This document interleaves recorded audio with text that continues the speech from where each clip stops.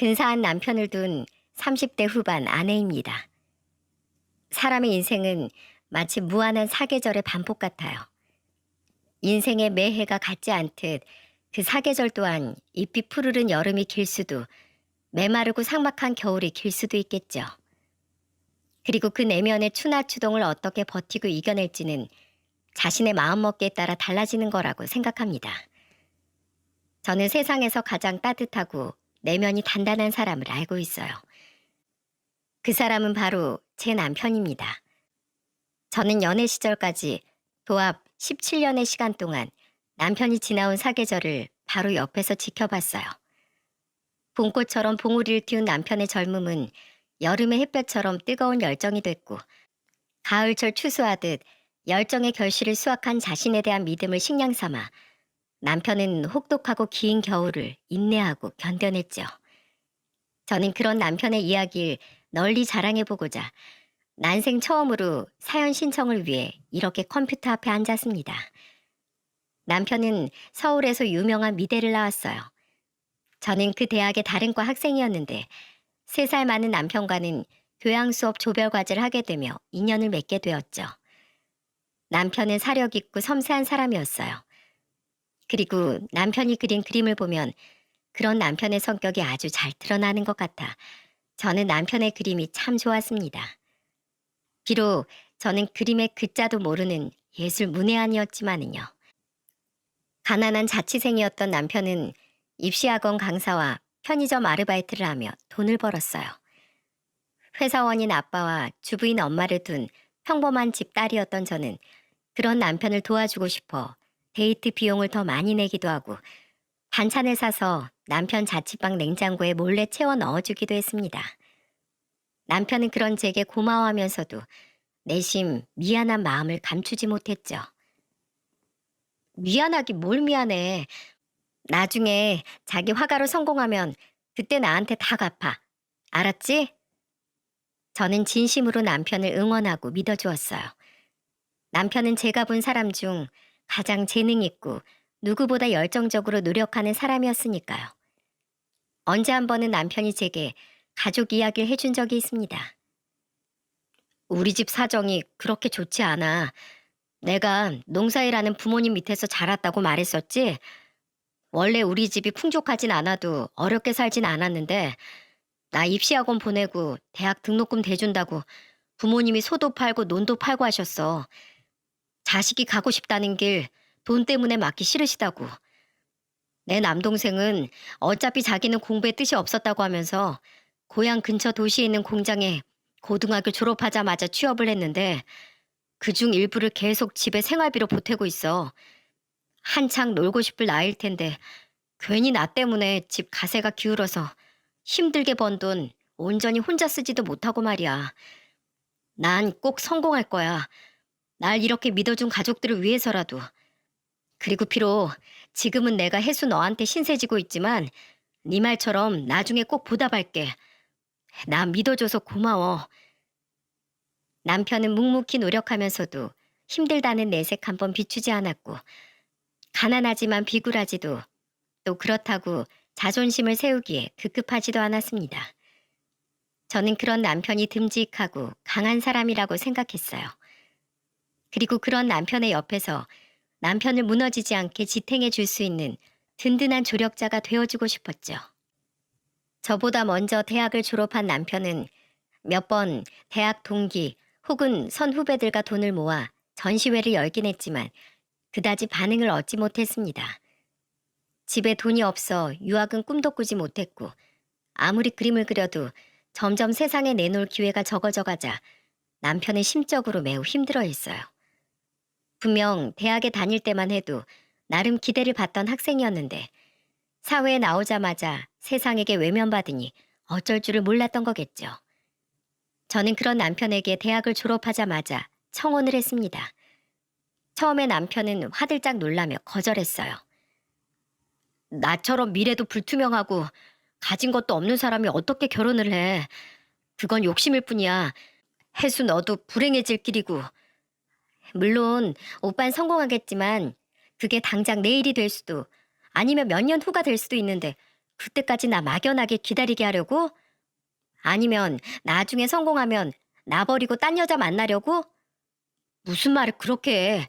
당연히 절대로 아니지. 그러니까 결혼이 뭐 별건가? 손 꼭 붙잡고 힘든 일이 있으면 같이 헤쳐나가는 거. 그게 결혼이고 부부지. 오빠가 제일 힘든 시긴 바로 지금. 나 오빠 옆에서 오빠를 도와주고 싶어. 나 번듯한 회사에 취업도 성공했으니까 우리 결혼하자. 내가 행복하게 만들어줄게. 결국 남편은 제 청혼을 승낙했어요. 그런데 문제는 바로 저희 엄마였습니다.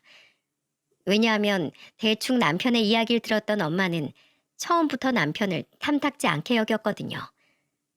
엄마는 제가 결혼 승낙을 받으러 처음 남편을 집에 데리고 간 날 남편을 위아래로 훑어보더니 대뜸 이렇게 물었어요. 그래, 자네 직업이 화가라고? 자네 지금 한 달 수입은 어느 정도 되나?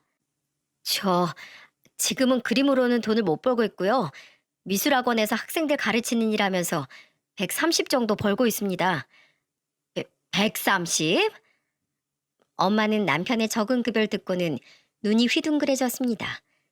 그리고 엄마는 굳은 표정으로 저를 보고 말했어요. 난 이 결혼 허락 못한다. 결혼은 현실이야. 둘 다 모은 돈도 없이 강민군 사는 월세방 빼서 대출 받아서 집 구하겠다는 거. 뭐 그것까지 내가 이해해 보려고 했어. 그런데 월급 130은 너무하지 않나? 요즘 화가며 연예인이며 하겠다고 나서는 사람이 얼마나 많은데 그런 사람 100명 중 한 명도 성공할까 말까 한다더라. 근데 네가 그 100분의 1도 안 되는 가능성만 믿고 네 인생을 걸겠다고? 너 정말 인생 말아먹을 셈이야? 분위기는 싸늘해졌고 아빠는 아무 말 없이 일어나 베란다로 담배를 피우러 나가시더군요. 결국 그날 그 자리는 더 이상의 발전 없이 끝이 났고 저는 어깨가 축 처진 남편을 따라 나가며 연신 사과를 했습니다. 한편으론 두려웠던 것 같아요. 남편이 저와 결혼하지 않는다고 말할까 봐서요.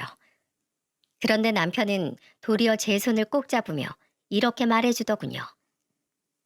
나는 너희 부모님 마음 충분히 이해해. 귀하게 키운 딸을 나 같은 가난한 화가한테 시집 보내려니 얼마나 속이 상하시겠어. 그래도 난 너랑 결혼하기로 약속을 했으니까 부모님 마음에 들 수 있도록 내가 더 노력하고 잘할게. 남편은 정말 자신의 말처럼 저희 부모님께 결혼 허락을 받기 위해 노력했어요. 학원의 사정에 학생들 가르치는 시간을 하루 더 늘렸고 엄마의 모진 소리에도 꿋꿋이 저희 집에 찾아와 얼굴을 비추고 아빠와 서로 술잔을 기울이기도 했죠. 게다가 저 또한 남편과 곧 죽어도 결혼을 하겠다고 버티니까 엄마도 하는 수 없이 결혼을 허락하셨어요. 그리고 엄마의 마음을 돌리는 데는 뭐니 해도 아빠의 공이 컸습니다. 사람이 벌이는 좀 적어도 됨됨이 좋고 성실해 보이더만. 게다가 당신이 아무리 싫은 소리를 하고 본척만척해도 뚝심 있게 노력하는 모습을 보니 꼭 그림이 아니더라도 뭐든 할 사람이야. 그리고 자기들이 좋다는데 부모가 돼서 허락 안 해주고 배겨? 당신도 이제 날 그만 세우고 그 총각 우리 사위로 받아들이자고. 그렇게 우리는 엄마의 반대를 꺾고 결혼에 꼴이 날 수 있었어요. 시부모님과 시동생은 듣던 대로 참 좋은 분들이었습니다. 평생 농사일을 해온 탓에 마디가 굵어진 손가락으로 제 손을 쓰다듬으며 시어머니께선 이렇게 말씀하셨죠. 아이고, 서울 처녀라 그런지 손이 참 곱다 고와. 곱게 자란 서울 처녀가 아우리처럼 없는 집에 시집 온다는 게 쉬운 결정이 아니었을 텐데 아가 너에게도 딸을 보내주신 너희 부모님께도 우리가 고마운 마음을 감출 길이 없구나. 형수님, 전 결혼해서도 저희 부모님 모시고 여기서 같이 살 거니까 우린 신경 쓰지 마시고 형이랑 행복하게 사세요. 혹시 매달 용돈 같은 거 보내실 생각일랑 마시고요. 시댁 식구들은 행여 사정이 넉넉치 않은 자신들이 우리에게 짐이 될까 연신 자신들은 신경 쓰지 말라고 하더군요. 시댁 식구들의 마음 씀씀이가 고마우면서도 안타까워 저는 도리어 시댁 식구들에게 더욱 마음이 갔죠. 우리는 친정아빠가 도와주신 5천만 원과 남편이 모아둔 약간의 돈, 그리고 남편이 살던 월세 보증금을 빼서 보증금 5천에 월세 60짜리의 작은 빌라 반전세를 얻었어요. 남은 돈으로는 혼수를 채워놓고 결혼식을 올리는 비용으로 사용했죠. 에휴, 첫째 사인 결혼할 때 아파트에 왔는데 전세도 아니고 반전세라니 이거 원. 엄마는 반전셋집을 얻었다는 말에 연신 한숨을 쉬었지만 저는 그 집이 나쁘지 않았어요. 방이 2개나 됐고 제법 널찍하고 볕도 잘 들어오는 거실도 마음에 들었거든요. 연애 3년 후 어렵게 시작한 결혼 생활은 꽤나 고됐습니다. 그래도 둘이서 생활할 땐 그나마 괜찮았어요. 문제는 제가 결혼한 지 2년 뒤 임신을 하면서부터 시작되었죠. 임신한 지 5달쯤 되었을 때 남편은 근심 어린 표정으로 제게 말했습니다. 여보, 나 그림 그만 포기하고 회사 들어갈까 해. 뭐? 그게 무슨 소리야? 우리 아이까지 생긴 마당에 불확실한 내 꿈만 쫓는 건 가장으로서 너무 무책임한 생각인 것 같아. 당신 회사 육아휴직도 무급이잖아. 남편의 말에 저는 눈물이 핑 돌았습니다. 남편이 얼마나 화가로서의 성공을 꿈꿔왔는지 누구보다 제가 잘 알고 있었기에 그런 남편의 결심이 너무도 안타까웠죠. 저는 남편의 손을 잡고 고개를 저었어요. 여보, 그러지 마. 내가 당신 꿈 포기시키려고 당신 설득해서 결혼한 거 아니잖아. 당신이 화가로서의 꿈을 포기하면 난 평생 죄책감에 시달릴 거야. 그리고 나 친정에서 결혼할 때 비상금으로 챙겨준 돈 있어. 그걸로 육아휴직 기간 정도는 버틸 수 있으니까 너무 걱정하지 마. 여보, 내가 뭘 했어. 당신 행복하게 해준댔지? 나만 믿고 당신은 계속 그림에만 집중해. 내 남편 할 수 있다. 아자, 아자. 사실 친정에서 챙겨온 비상금이 있다는 건 거짓말이었습니다. 그 돈은 바로 친정엄마가 얼마 전 제게 건네주신 돈이었죠. 남편이 대리운전 일을 나간 평일 저녁, 엄마는 제게 집이냐고 묻더니 갑자기 집으로 찾아오셨더군요. 양손엔 뭔가 짐을 한가득 들고 말이에요. 엄마, 갑자기 웬일이야? 손에 그건 뭐고? 기왕 올 거면 남편이랑 같이 있을 때 오지 그랬어. 내가 뭐 예쁘다고 그놈 얼굴을 보러 오니? 없는 거 알고 왔지? 아유, 냉장고 꼬라지 좀 봐라. 뭐 있는 게 없네, 있는 게 없어. 뭐야, 엄마 들고 온 거 전부 다 반찬이야? 엄마가 2손 가득 가져온 반찬들을 살펴보니 오이지 무침과 두부 부침, 시금치 나물과 제육볶음 등 정말 다양하더군요. 그런데 그중 몇 개는 제가 좋아하는 음식이 맞았지만 나머진 눈을 씻고 봐도 전부 남편이 좋아하는 반찬뿐이더라고요. 특히 엄마표 오이지 무침은 남편이 제일 좋아하는 음식이었어요. 친정에 가면 남편은 흰 밥에 엄마가 만든 오이지 무침만 먹어도 2그릇은 거뜬하다고 말할 정도로 말이죠. 엄마, 사이가 좋아하는 반찬이 많네. 그래, 김서방이 뭘 좋아하는데 우연히 겹쳤나 보다. 엄마는 애써 딴청을 피우셨지만 저는 엄마가 내심 남편을 신경 써주고 있다는 걸 느낄 수 있어 입가에 미소가 걸렸습니다. 그리고 엄마는 저희 집을 한번 휙 둘러보더니 한숨을 푹 쉬시곤 제게 통장 하나를 건네셨어요. 1,000만 원 넣어놨다. 너도 임신한 마당에 조금 있으면 일도 쉬어야 하는데 돈 필요할 거 아니야. 그리고 김서방 그림 그리는데도 돈이 꽤나 들어간다며. 엄마, 나 부를 것 없어. 넌 정말 불효녀야. 내가 시집간 딸년 걱정을 아직도 자나깨나 해야 되겠어? 너 이거 절대로 김서방한테 말하지 마라. 내가 도와준 거 알면 그놈이 앞으로도 처갓집 믿고 나태하게 굴지 누가 알아? 엄마, 그 사람 그런 사람 아니야. 그래도 하지 마. 돈 앞에 무너지지 않는 사람 없는 법이다. 기댈 곳이 있으면 사람 마음은 다 해이해지게 되어 있어. 그리고 너희 절대로 둘째는 갖지 마라. 지금 찾아온 아기 하나만 낳아. 아기 하나 가진 것만으로도 지금 이렇게 벅차하는데 둘째까지 생기면 어떻게 감당할래? 둘째 낳으면 첫째까지 다 개고생시키는 거야. 엄마 말 명심해. 저는 다음에 건강한 아들을 출산했고 반년 뒤 돌도 안 된 아들을 어린이집에 맡긴 후 복직을 해야 했습니다. 그리고 그 해에 제 여동생 또한 결혼을 했어요. 어느덧 저희 부모님은 사위 셋을 모두 보게 되신 겁니다. 우리 세 자매가 모두 결혼을 하자 친정 모임 자리는 무척이나 북적거리게 되었죠. 사위 셋의 언니가 낳은 딸 제 아들까지 더해지니 말이에요. 형부는 골프 사업으로 자수성가한 사람이었고 제부는 대기업 연구직으로 일하고 있었습니다. 형부만큼 부자는 아니었지만 제부는 본디 집 사정이 넉넉했던 사람인지라 제부 또한 결혼할 때 서울에 아파트 한 채를 마련해 왔었어요. 그렇다 보니 엄마 눈에는 제 남편이 더 미워 보였던 모양인지 엄마는 친정 모임만 했다 하면 제 남편을 구박하시더군요. 우리 큰사위 굴비 좋아하지? 자, 제일 실한 놈으로 먹어.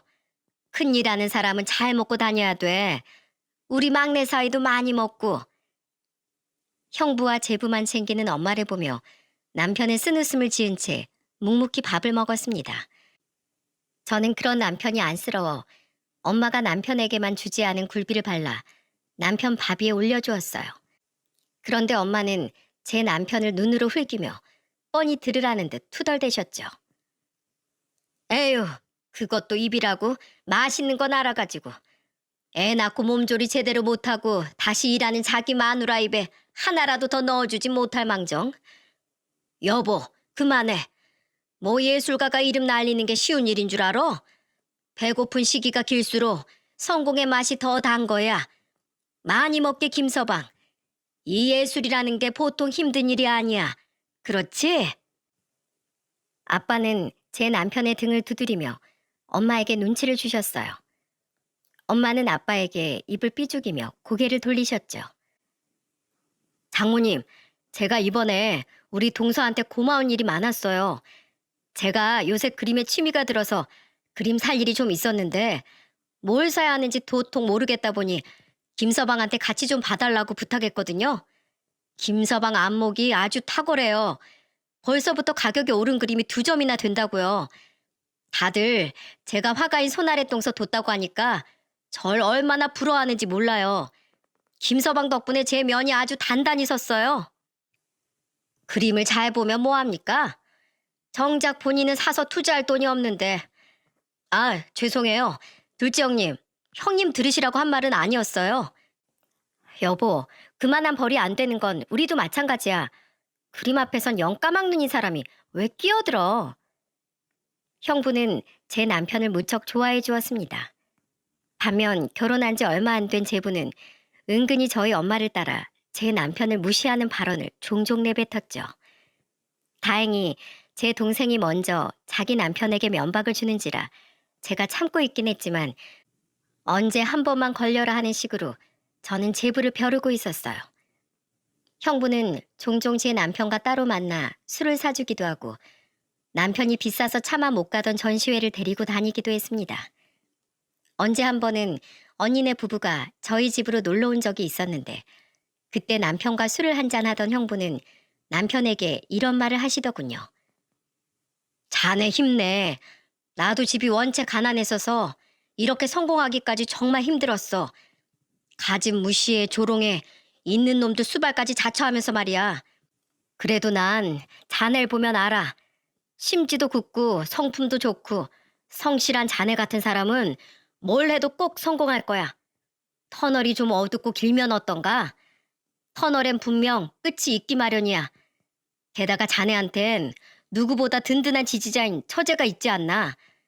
저런 훌륭한 배필을 얻은 것만으로도 자네 인생의 절반은 성공한 거나 마찬가지지. 안 그런가? 첫 아들을 낳고 2년 뒤 저는 딸 1명을 더 출산했습니다. 둘째는 절대 낳지 말라던 엄마의 당부가 떠올랐지만 이미 우리에게 찾아온 소중한 생명을 저는 포기할 수가 없었어요.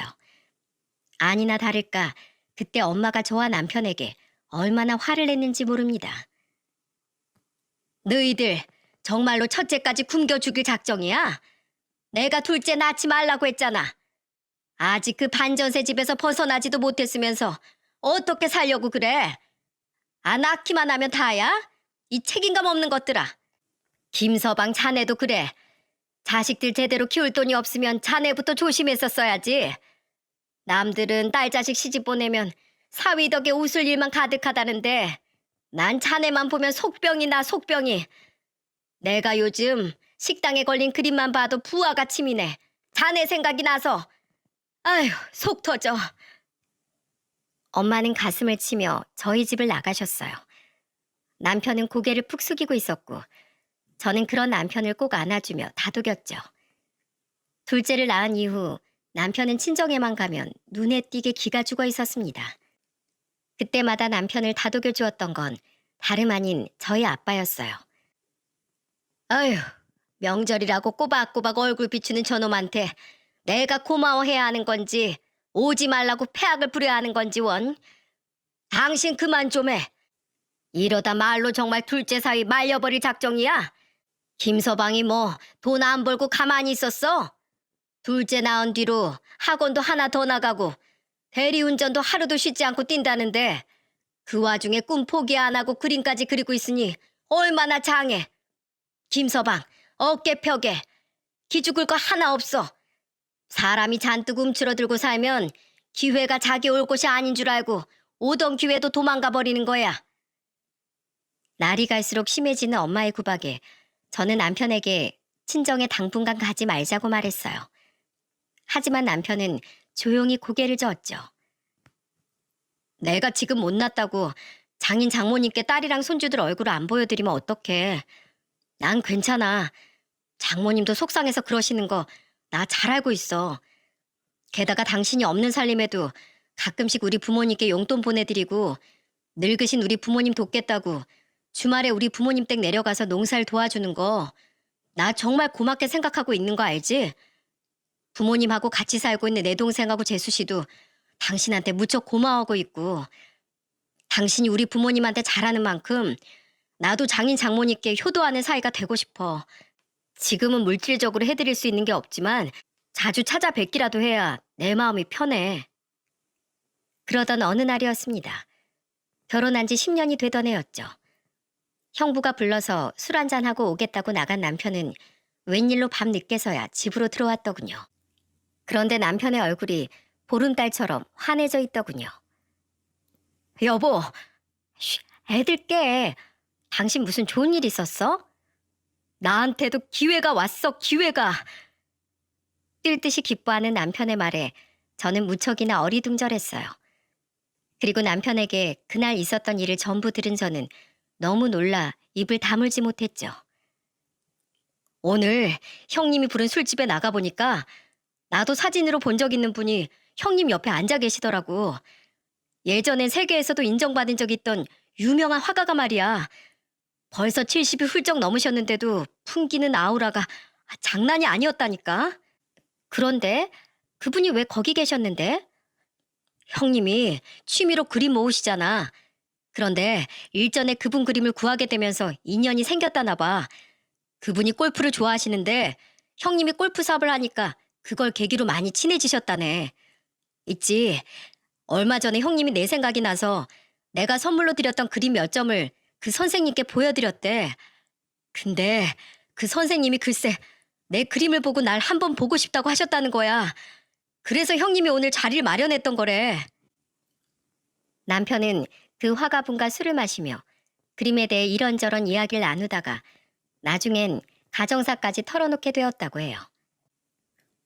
우리 부모님이 나 때문에 소 팔고 논 팔아서 결국 가세가 기울었다는 말이랑 나만 믿고 묵묵히 기다려주는 아내가 있다고 말씀드렸어. 처가에도 매번 걱정만 안겨드린 못난 사위인지라 날 믿어주고 지지해준 부모님과 동생, 당신과 아이들을 위해서라도 언젠간 반드시 그림으로 꼭 성공하고 말겠다고 감히 선생님 앞에서 호언장담을 했지. 그런데 선생님이 글쎄 내 인생이 본인 인생과 너무 닮았다고 하시는 거야. 자신도 가족들이 자기를 위해 살림 미천 다 드러내며 지원해준 덕에 그렇게 성공할 수 있었다고. 그러시면서 뭘 하는 줄 알아? 당신 너무 놀라지 마. 글쎄 선생님이 나한테 자기 밑으로 와서 배워보라고 하셨어. 제자 안 받기로 유명하신 그분이 말이야. 그 선생님이라는 분은 제 남편의 그림을 눈여겨보기도 했지만 무엇보다 제 남편의 사정과 성품을 보고 그런 결심을 했다고 하셨습니다.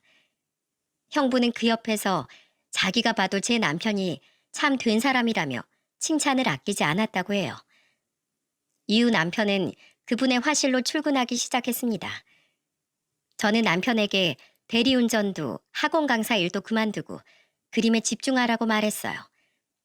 어렵게 온 기회를 놓쳐 나중에 후회하지 않도록 최선을 다하라며 말이죠. 우리는 그래도 혹시 모른다는 마음에 양가 가족들에겐 남편의 일을 말하지 않았습니다. 무엇보다 남편이 그러길 원했죠. 결과가 기대만큼 좋지 못하면 괜히 가족들에게 실망만 안겨줄 것 같아서요. 우린 형부에게도 당분간 비밀로 해달라고 부탁을 드렸고 형부는 이유를 묻지 않고 그저 고개만 끄덕이셨어요. 하지만 우려했던 일이 무색하게도 남편의 그동안의 노력은 점점 빛을 발하기 시작했습니다. 그 선생님은 날이 갈수록 늘어가는 남편의 그림을 보시더니 자신의 전시회에 남편의 그림도 몇 점 걸어보자고 제안을 하셨다더군요. 그리고 남편은 그 선생님 밑에서 배운 지 2년 10개월 만에 그 전시회에 걸린 자신의 그림을 판매할 수가 있었어요. 여보, 선생님 전시회에 걸린 내 그림들 전부 팔렸대. 여보, 내 작품 반응이 너무 좋아. 벌써부터 그리지도 않은 내 그림 사겠다는 사람도 5이나 생겼어. 여보, 내가 그림으로 돈을 벌었어, 돈을. 울지 마, 여보. 이렇게 좋은 날에 왜 그렇게 울어? 남편이 세상에 인정받기 시작하면 저는 마냥 행복할 줄로만 알았어요. 끊임없이 이 날을 상상해보곤 했었으니까요. 그런데 남편의 말을 듣는 순간 주체할 수 없을 만큼의 눈물이 터져나오더군요. 너무 낡아 보일러조차 계속 고장나 한겨울에 패딩을 입고 집에서 생활했던 기억. 둘째 딸 초등학교 입학할 때 새 가방 사줄 돈마저 빠듯해 언니에게 고개를 숙이고 돈 부탁을 했던 지난날 등이 주마등처럼 스쳐갔죠. 그리고 2주 뒤 아빠의 칠순기념 외식 장소로 향하며 남편은 제게 자랑스럽게 말했습니다. 장인어른 드릴 용돈 봉투에 수표로 5장이나 넣었어. 100만 원짜리로. 뭐? 너무 과한 거 아니야? 그동안 두 분이 못난 둘째 사이 때문에 얼마나 마음고생이 많으셨어. 앞으로 차차 더 많이 보답할 거지만 오늘만큼은 정말 깜짝 놀라게 해드리고 싶어. 식사 자리에서 남편을 선두로 형부와 제부 또한 아빠에게 용돈 봉투를 건네드리더군요. 제법 두툼해 보이는 것이 꽤 많은 돈이 든 것 같았죠. 수표로 용돈을 넣어 상대적으로 얇았던 남편의 봉투와는 다르게 말입니다. 그러거나 말거나 남편은 처음으로 아빠에게 큰 돈을 드리게 되었다는 생각에 마음이 들떴는지 가벼운 손놀림으로 불판에 소고기를 집어먹고 있었어요. 그런데 대뜸 친정엄마가 대놓고 남편을 째려보며 이러시는 거예요. 아휴, 봉투가 얇은 거 보니 택도 없는 돈을 용돈이랍시고 넣었나 보네. 아유, 저 밉상. 당신 이리 줘봐요. 얼마 들었는지 나도 좀 보게. 아니, 나한테 준 용돈을 왜 당신이 먼저 봐? 부부끼리 네 돈 내 돈이 어딨어요? 같이 쓰는 거지. 보자, 우리 큰사이 봉투는 하나, 둘, 셋. 에그머니나 100만 원? 아이고, 우리 큰사이 통도 크지. 고마워, 잘 쓸게. 어디 보자, 우리 막내 사이도 50만 원이나 넣었네. 고맙네, 고마워. 아니에요. 저도 장모님 칠순엔 큰형님께 지지 않게 100만 원으로 드릴게요. 장인어른 칠순 축하드립니다. 이거 나도 분발해야겠네. 장인어른, 이 큰 사이도 진심으로 칠순 축하드립니다. 오래오래 무병장수하세요. 분위기는 굉장히 화기애애했어요. 머쓱하게 젓가락을 내려놓은 남편과 심기가 불편해진 저를 제외하곤 말이죠. 어른들이 그러거나 말거나 옆 테이블에 따로 앉은 우리 애들과 조카들은 신이 나서 고기를 먹고 있었고요. 둘째 사이 건 볼 필요도 없지. 딱 보니 5장 정도 들었겠네. 25만 원일 리는 없고 5만 원이겠구만. 에휴, 5만 원 내고 밥은 신나게 잘도 처먹네. 5만 원이요? 둘째 형님, 이번엔 좀 너무하셨네요. 아무리 그래도 장인어른 칠순인데 5만 원이라니 제가 다 창피해요. 엄마의 빈정거림에 제부는 비웃으며 엄마의 말에 동조했습니다. 저는 너무 열이 받아 제부를 노려보며 한마디 했죠. 제부는 뇌가 없어? 그런 개념 없는 똥 같은 말은 대장에서 올라오는 거야? 내가 진짜 창피한 게 뭔지 보여줘? 언니, 내가 미안해. 당신 언젠가 둘째 언니한테 한 소리 들을 줄 알았어. 낄 때 안 낄 때 구분 좀 해. 왜 이렇게 사람이 철이 없어? 저기서 포크로 고기 먹고 있는 우리 5살짜리 딸보다도 못해 당신은. 저와 제 동생의 말에 제부는 입을 삐죽이며 흥하고 콧방귀를 끼더군요. 아빠는 다들 그만하라며 말리셨어요. 당신은 말 좀 그렇게 하지 말라니까. 우리 귀한 사이들 셋 다 모두 고맙네. 이 돈은 내가 잘 뒀다가 좋은 데 쓸게. 그리고 아빠는 남편이 창피할까봐 걱정이 되셨는지 남편이 드린 봉투는 열어보지도 않고 안주머니에 넣으려고 하시더군요. 저는 그런 아빠를 만류하며 말했어요. 아빠, 우리 봉투도 열어봐. 그래도 아빠 둘째 사이가 마음을 담아 드린 돈인데 금액이 중요해? 얼른. 아이고, 그래. 내가 실수했구나. 우리 김서방을 내가 서운하게 만들 뻔했어. 자, 어디 보자. 우리 김서방 마음 좀 받아볼까? 아빠는 황급히 사과하며 남편이 드린 용돈 봉투를 열어보였습니다. 그리고 아빠가 그 속에 든 수표들을 꺼내든 순간 친정 식구들은 모두 너무 놀라 입을 떡 벌리고 말았어요. 수표네. 너희 사정도 안 좋은데 뭐 이렇게 무리를 했어. 10만 원짜린가? 0이 하나, 둘, 셋, 넷, 다섯, 여섯, 100만 원짜리 5장? 500만 원? 뭐? 500? 아빠는 너무 놀라 순간 모든 행동을 딱 멈춰버리더군요. 엄마는 얼어버린 아빠의 손에서 봉투를 빼앗아 들어 자신의 눈으로 수표의 금액을 다시 한번 확인하시고는 눈이 휘둥그레지셨죠. 자네, 이 돈 설마 어디서 훔친 거 아니지? 자네가 어디서 이런 큰 돈이 나서 우리한테 용돈이랍시고 덥석 줘. 엄마, 훔치기 뭘 훔쳐. 내 남편 그럴 사람 아니거든? 남편은 목소리를 큼큼하고 다듬더니 자세를 고쳐 앉았어요. 그리고 남편은 엄마 아빠를 바라보며 정중한 목소리로 이렇게 말했습니다. 장인어른 장모님, 그거 제가 처음으로 제 그림들 팔아서 번 돈입니다. 제 노력이 그래도 헛되지 않았는지 아니면 운이 좋았는지 드디어 빛을 보려고 하나 봐요. 제가 잘 되는 데는 형님 덕이 무척이나 컸습니다. 형님, 정말 감사드려요. 이 은혜 정말 죽을 때까지 잊지 못할 겁니다. 장인어른 장모님, 그동안 가난한 사위한테 귀한 딸 시집 보내시고 마음고생 정말 많으셨죠? 제가 두 분 마음고생 시켜드린 만큼 앞으로 더 잘하겠습니다.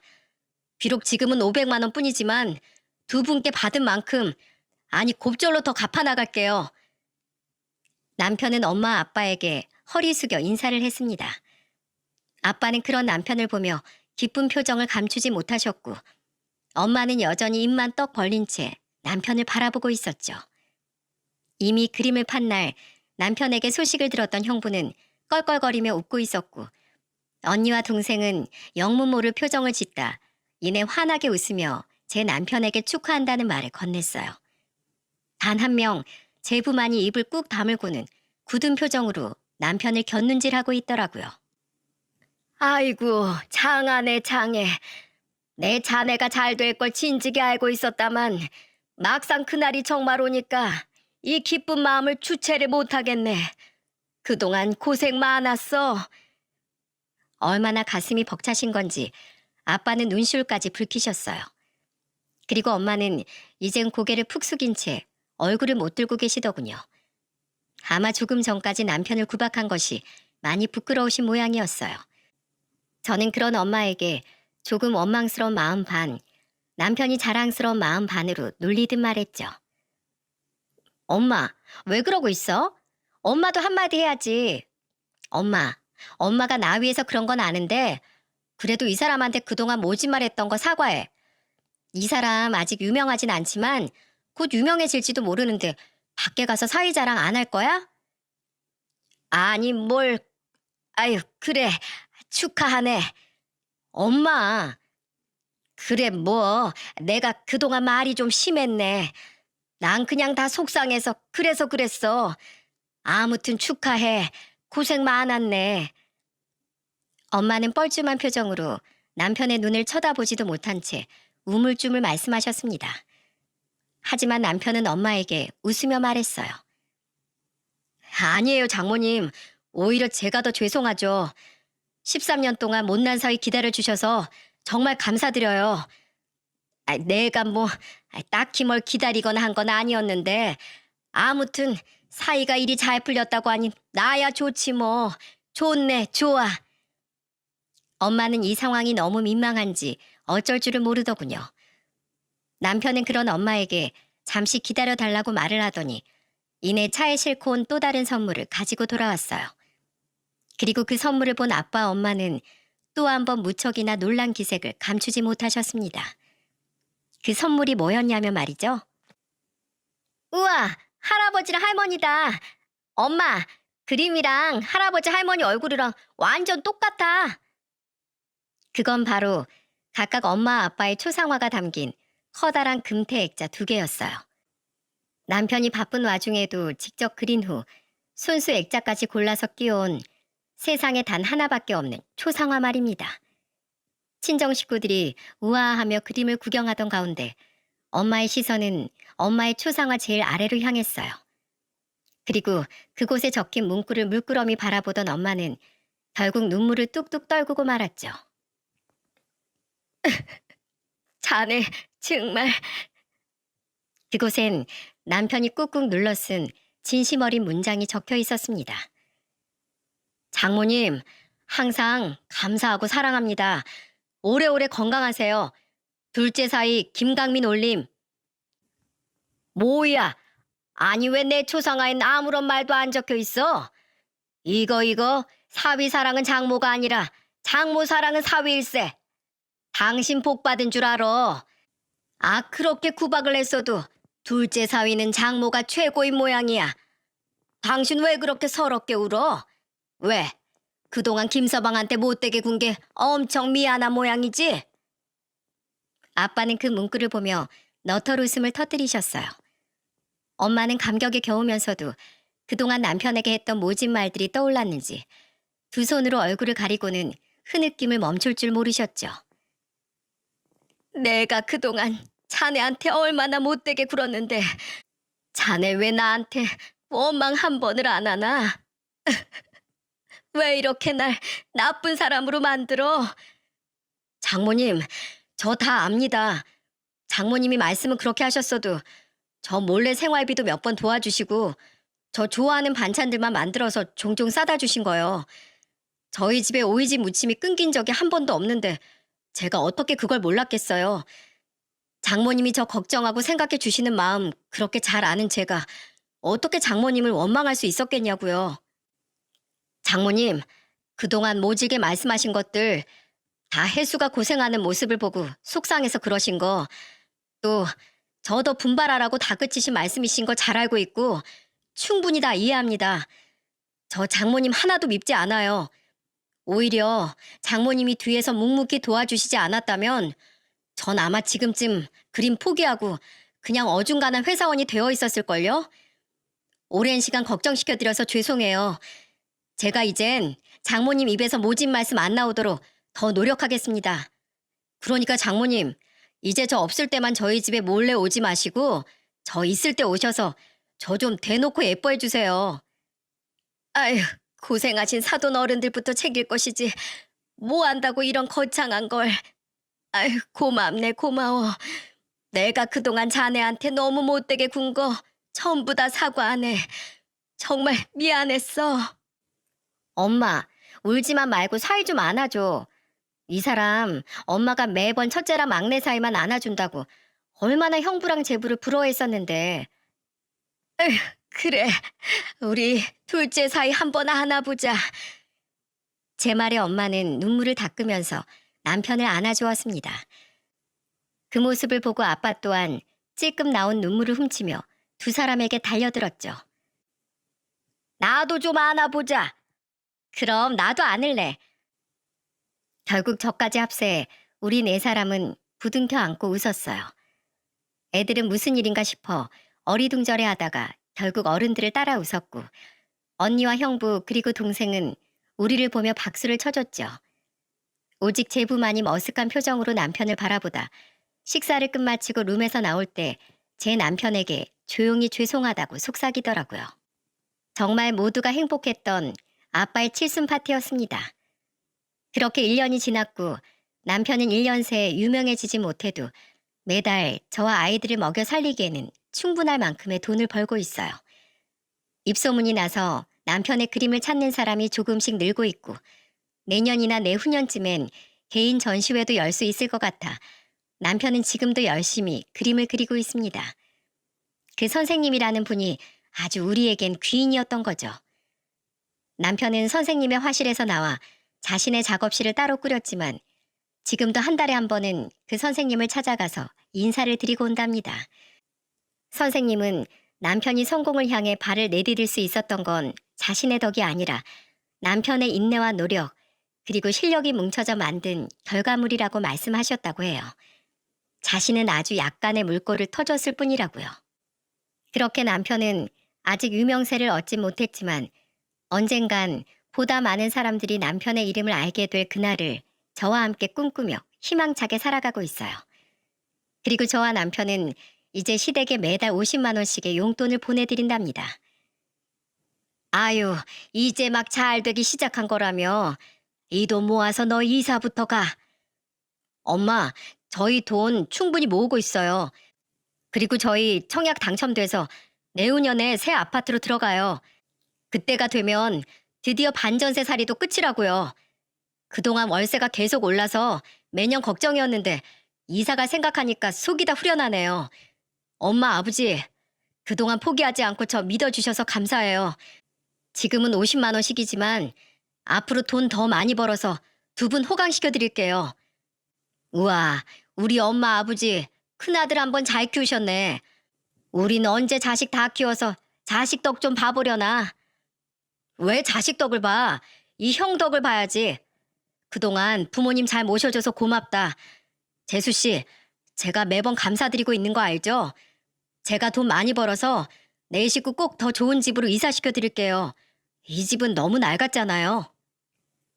드디어 시댁 식구들에게 보답할 수 있게 되었다며 남편이 얼마나 좋아했는지 모릅니다. 시부모님과 시동생 그리고 동서 또한 드디어 일이 풀리기 시작한 남편을 보며 흥분된 마음을 가라앉히지 못했죠.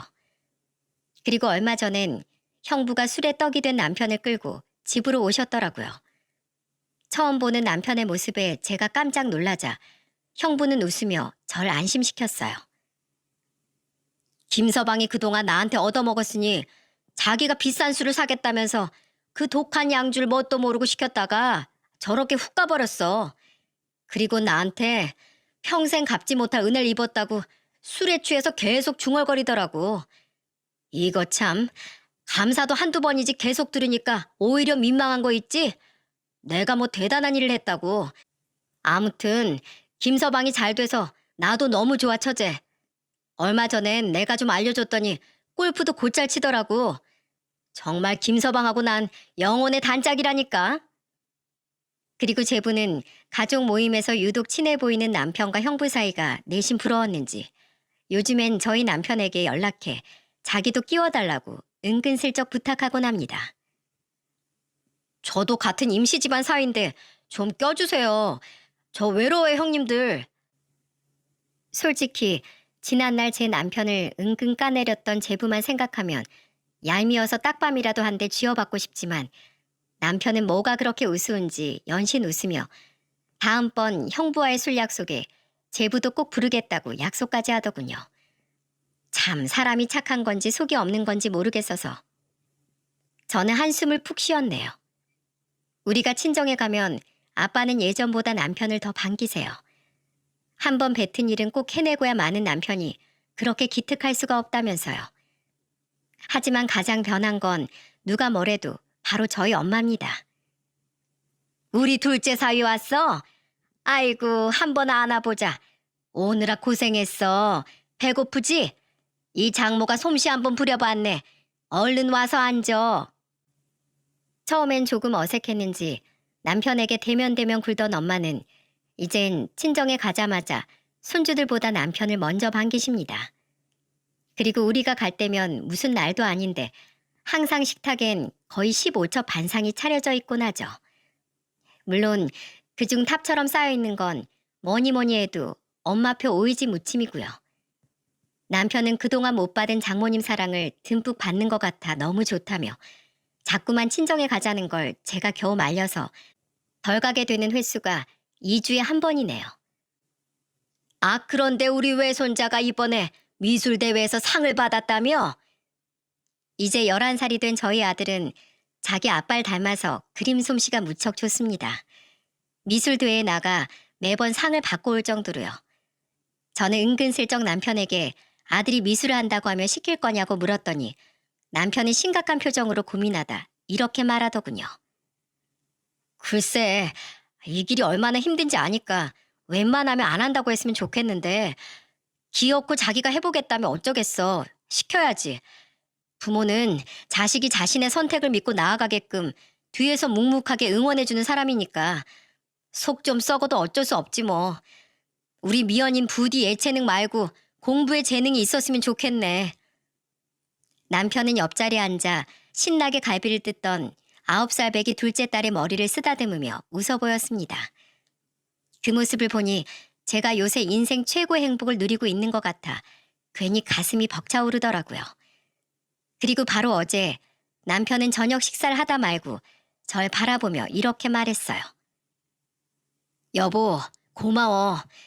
예전에 약속했던 것처럼 앞으로 내가 꼭 당신 호강시켜 줄게. 당신은 내 인생 최고의 복이고 행운이야.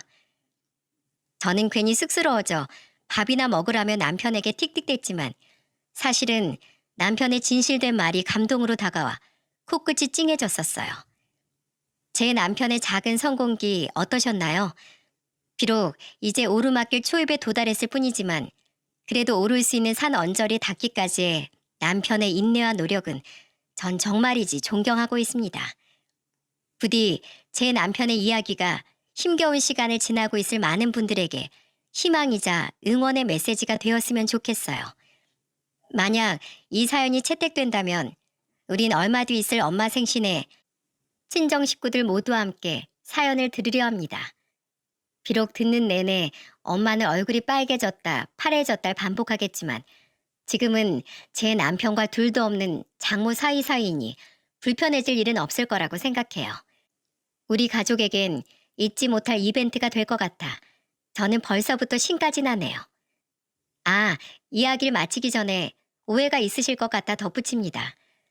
김강민이란 남편의 이름은 제가 임의로 지어낸 가명이에요. 혹시 제 남편의 유명세를 위해 제가 이런 사연을 보냈다고 많은 분들이 오해를 하실까봐 애초에 오해의 소지가 없게끔 이름을 바꿔 적었죠. 저는 그저 제 남편과 저희 가족들의 파란만장한 이야기를 얘기해보고 싶었을 뿐이니까요. 그럼 많은 분들이 저희 가족의 이야기를 즐겁게 들어주셨길 바라며 이만 글을 마치겠습니다.